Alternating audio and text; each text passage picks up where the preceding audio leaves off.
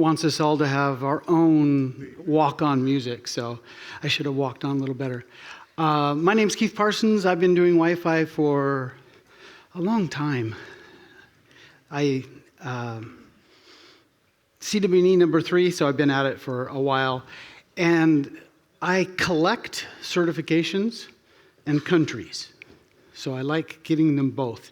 And today I'm going to explain a little bit of why. So if you want to get in contact with me, I'm on LinkedIn. I produce WOPC. Glad to see lots of people here. This is going to be one of those 4 acts instead of the earlier when we had 3 acts. This is 4. And let's just get right into it.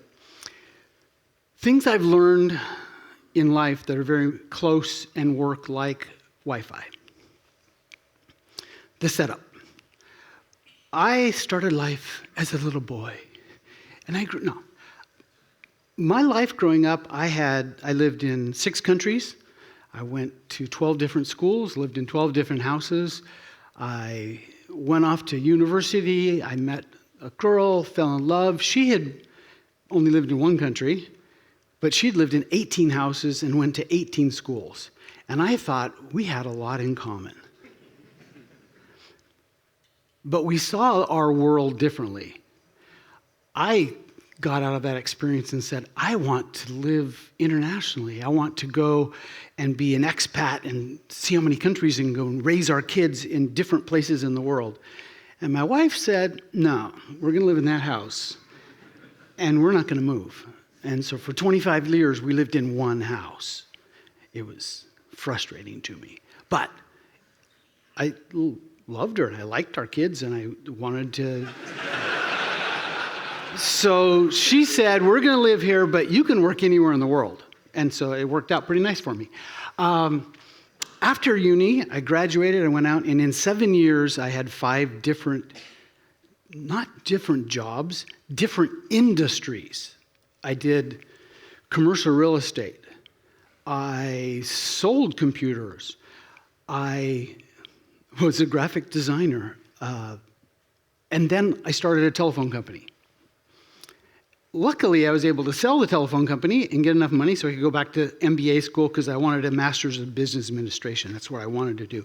And in the MBA program, I loved it. I was home. Every day you got a new case study. Some company, maybe 10, 20, 40 pages about a company and how they worked. And your job was to figure out why they failed. And in 2 years, did over 200 case studies. And we were graded every single day. You had to prepare the case study. You had to figure out what was wrong, what you thought was wrong. And then you'd come to class, and randomly the teacher would pick one of you, or sometimes 2 of you, and the 2 of you would compete to say, I figured out what was wrong with the company. And out of 200 of those, I found I was never more than 50% right. But that was way better than anybody else in school. And I thought before that, I'm pretty smart. I can figure things out. And then I learned, even when I was at my best, I'm barely 50%, which is pretty good, considering I now have taken lots and lots of certification tests, and I failed half of them. And I still go back and take more tests. Failure's just part of this cycle, so just accept it. And then after MBA school, I thought, okay, now I've figured out what I didn't want to do in my life. And then I went through lots more industry changes. And this is all leading up to why Wi-Fi saved my life. So, what secrets did I learn on my way to learning Wi-Fi? Now, the first secret was something someone recommended to me. They said, go read this article. It was Teddy Roosevelt talking about being in the arena. It's a great quote. Engage. You should go and do something. Well, how do you become the trusted advisor? You can write a book like David Coleman. You can teach classes. You can be a blogger. You can do a podcast. You can do anything. Just do it. Stand up here and present. That's secret 1. Secret 2, we don't have, and it really bugs me when people say, well, what's the work-life balance? There is no work-life balance. You just have time. It's not work time. Oh, and then now it's vacation time. Oh, now I have family time. Oh, but I have to go back to work. You just have time.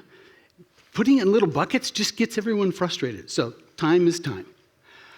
And then one of the best secrets I learned, the summer after I got married, I went to my wife's family. We lived with her brother for a summer in between college classes. And one Thursday, her brother comes up to me and says, do you want to help me do a side job? Now, my father was in the military, and I can tell you he was very good at precision. He died a couple years ago. We got all of his journals, and he had, for his entire life, written down how much money he spent every day of his life. So I grew up thinking your income was a number that your company gave you, and then the way you worked is you were very careful in how you spent it. It's all about the budget.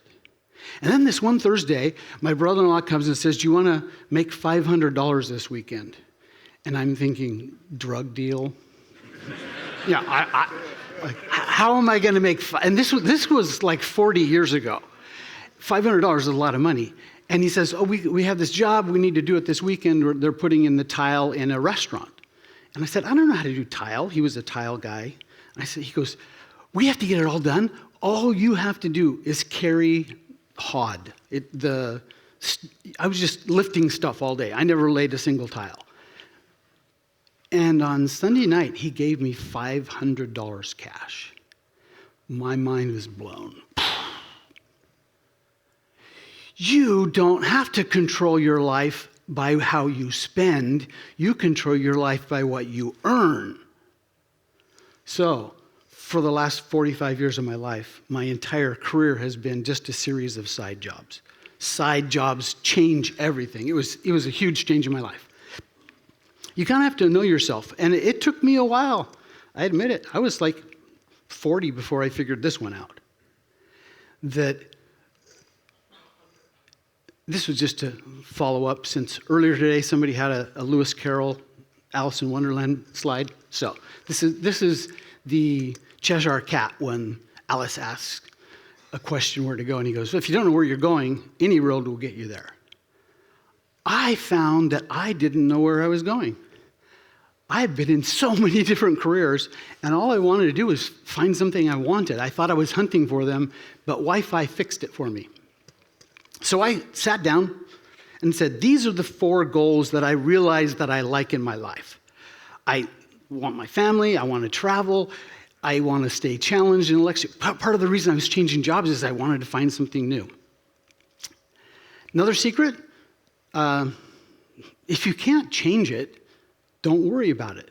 Now in Wi-Fi, this is a huge thing, and people who teach Wi-Fi sometimes get lost on these crazy things. A lot of us started with Devin Aiken, and he had us learn PCF.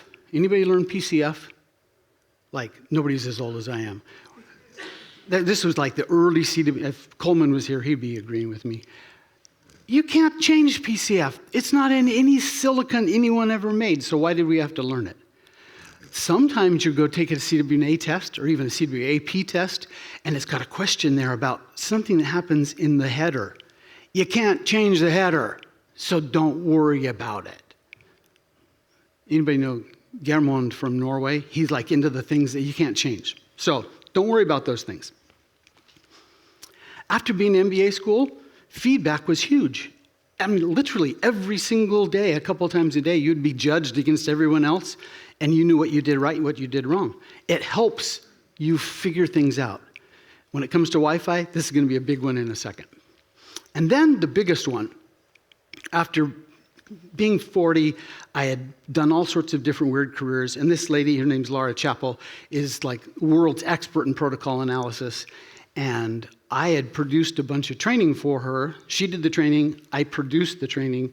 We did a 20-city tour. She was this queen of packet captures, and at the end of it, we're celebrating our success, and we're in a Marriott Marquis in New York City, Times Square, having this dinner, and she happened to slip and told me how much she charges per day. It was a lot of money.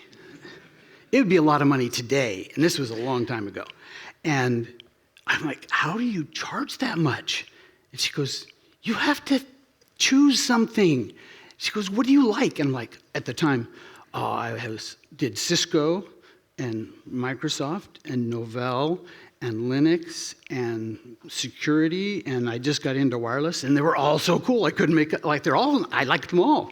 She goes, you got to choose one. You got to focus.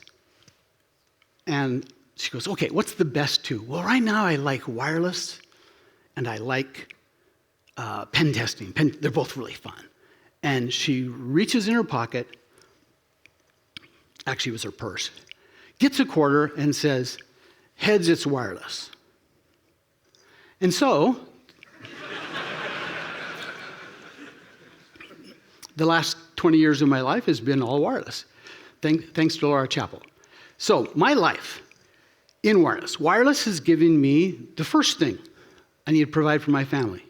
Because I have a series of side jobs, when I see something I want, it's how do I earn the money for it, not how do I control spending.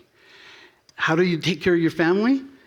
The whole idea of big rocks, and you can look it up if you care, is put the things that are important in your time bucket first. So put the things, your kids' soccer game, football games, in your time calendar first. So when somebody says, can you come and do this job for me? You say, oh, I don't know, I'm scheduled that afternoon. It's watching a football match, but they don't need to know that. So you can take care of those things that way. Next one, I wanted to travel the world. I've now been to 117 countries doing Wi-Fi, almost 5 million miles of flying. I got it. I've also been done Wi-Fi on the top of the Empire State Building. I've been, 800 meters underground in a diamond mine. It's been the most wonderful life ever because Wi-Fi is something that you can focus on and everyone in the world needs it. So it doesn't, those countries, they didn't have anyone who would pay me to do Wi-Fi. So I have to, like the other countries now, I have to pay to go there, and that just hurts. I would rather have someone pay me to go someplace. Next one, I wanted to be intellectually challenged. Yeah, I started collecting certifications, and this is only a subset. These are the ones that have to do with IT. So, I got that intellectually challenged. I wanted to experience new things. And, waves, RF and Wi-Fi, we have waves. And what it's done for me, and this is for any of you who care about Wi-Fi, you can go and support Wi-Fi in every single industry. And I've kind of had, my career's been in waves. I got into commercial real estate, and then that had somebody ask for something and said, oh, can you do this mine? And then I got into open pit mines, and then I got into deep underground mines, and then coal mines, and then somebody in the coal was also in energy who said, can you come and do oil? And then we did oil, and then we went to refineries, and from refineries I went into trains, airplanes in the sky. I haven't done space shuttle with, yet. Yeah, we'll see if they'll let me go. I don't have time to do that. I even got one where there is a whole industry that exists to support billionaires' homes. Now, it's weird, but I got into that little group, and I've done so many billionaires' homes. And they're like the worst guys possible to work for because they really, really want it. But they're also the epitome of how Wi-Fi works, and we'll hit that in a second. So across all the industries in the world, this is the global industry classification standard. There's, 11 sectors, 25 groups, 163 sub-industries. They all list into this big list. And, the color's not very good, but I've done all the red ones. I was able to get into all of those different industries because everyone needs Wi-Fi. So if you're good at Wi-Fi and you want to go work someplace, there's always a need there. Yeah, that's a couple of companies I work for. Okay, so what I've learned is it's been the same. I've been doing this for 25 years. The parts that make Wi-Fi work are still the parts that make Wi-Fi work. So here, everyone thinks that faster is better. The billionaires, I had one come in, one of the things you sign, NDAs with some companies like Apple are really bad. The NDAs to work in a billionaire's house, even worse. So I can't tell you who they are. You would recognize every one of their names. But I had one guy who said, I want to have the absolute fastest speed test out net in the world on my Wi-Fi in my house. Now, it was a small little house. He could only have 50 of his closest friends over for dinner, and they could all have their own bedroom. And they all had their own TVs in their bedroom, and the TVs were brand spanking new, and they were wireless. And they had brought a Cat 6 cable to the room and then cut it because they said, we don't need it, we have wireless. And 50 TVs all showing 4K at the same time in the same house. Yeah. They wanted speed. And I'm like, why? Give me 320 meg channels. Why? Because I want to have that big number. They were chasing the number. This is one site, 8 different tests, 8 different results, all done with wireless. Which of them is correct? Come on, Matt. Speed test on that. So that's the only, all the other ones are wrong, right? What do they mean? Is it wireless or wired? So when you're doing a test, and this is, by the way, is a chart that I showed that one billionaire because he wanted it, and I said, where do you want me to test to? People think it's going all the way to D. These are all A, B, C, D, or where the test servers are. Is it D? And he goes, yeah, that's what I want. I went, I can't promise you that. Then you'd have to have a really fast internet connection. You'd have to have a fast ISP. How about if I put one at A? Let's put a speed test server in your closet.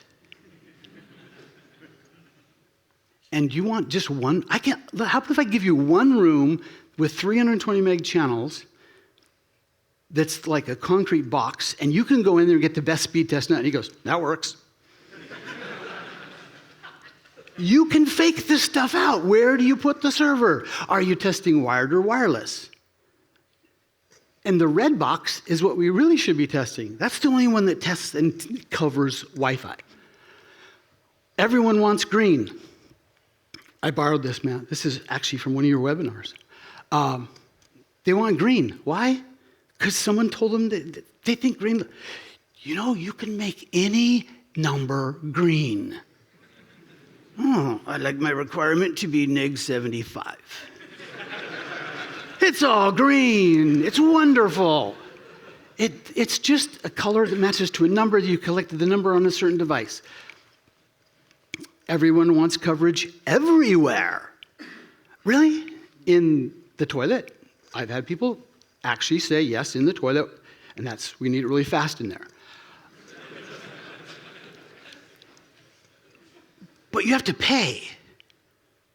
I did a place in Macau, a big hotel, and they wanted voice-grade Wi-Fi in the concrete bunkers of their stairwells,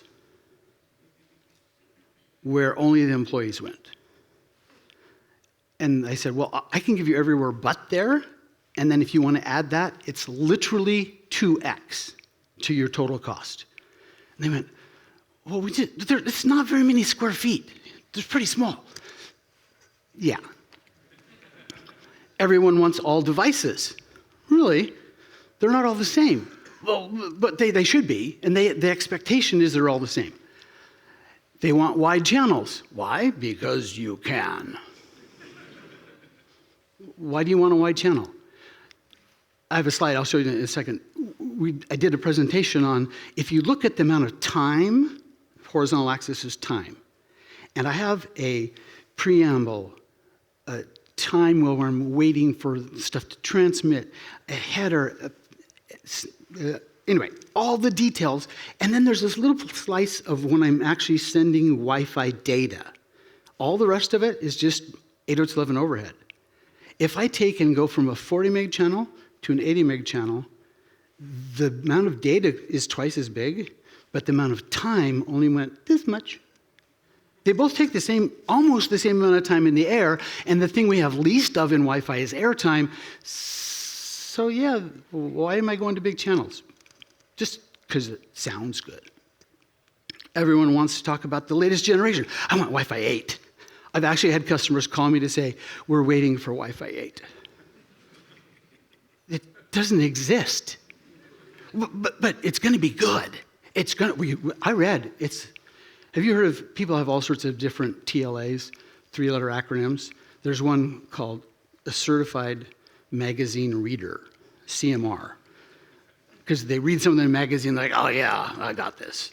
Wi-Fi 8, got it. Our customers, across the board, across all those industries, all around the world, they think Wi-Fi is a utility. I would like to personally think Wi-Fi is a utility. It should be a utility in the sense of an economic utility, not a legal entity utility. But that's what they expect, so the bar's set pretty high for what we need to do. And along the way, they just want Wi-Fi that works. Every industry, every geography, they expect Wi-Fi to just work. So we have really big jobs here to make Wi-Fi that just works. So it all comes back to the fundamentals. The fundamentals being, do you know how Wi-Fi actually works? If you don't understand how it works and you're just sticking stuff up, sadly, one of the worst things about Wi-Fi, easily the most difficult thing I have to deal with, is when you do Wi-Fi wrong, it works. You do a terrible job. You put AP on a wall like a clock. You stick them in the hallways. You break every Wi-Fi design rule. Wi-Fi works. Doesn't work well, but it works, and we can make it better. So we have this dilemma between how do we make it do what everyone expects, all those expectations everywhere, every place, every device, and comes back, we still need to understand the fundamentals. How does that end user talk to a client and use airtime to every single, this little bit here, see if I can get it. Every single frame goes through this little process. Each and every single frame that gets transmitted, either from AP for a client, is going to go through a process of saying, what MCS rate should I use? What did I use last? What do I use now? What can the AP do? What can I do? Let's negotiate an MCS table and let's try it. Oh, it didn't work. I didn't get a response. Let me try it again. And we change it, and it's dynamically moving all the time. And our customers just think, Wi-Fi works. So, how do you learn more? You can go to ECSE class. You can just take a CWMP class. There's so many YouTube channels you can play with.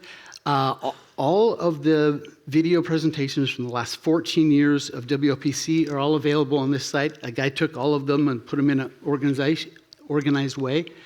You can also, I was going to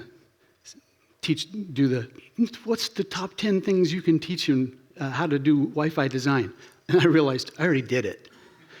So you can just go watch it.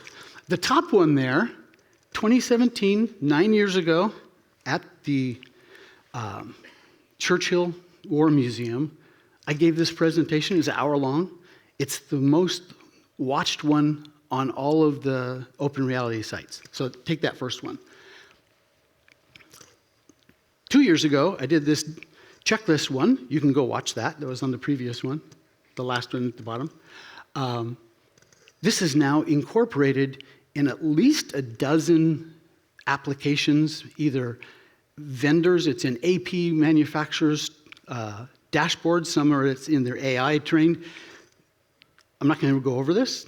You can use it. It's free. Everyone uses it. It's a framework of how to look at things. A couple more things you want to look at. And I'm out of time, so I'm going to skip to the end and say, just be you. Enjoy your life. Figure out who you are, what you want to do, and see ya.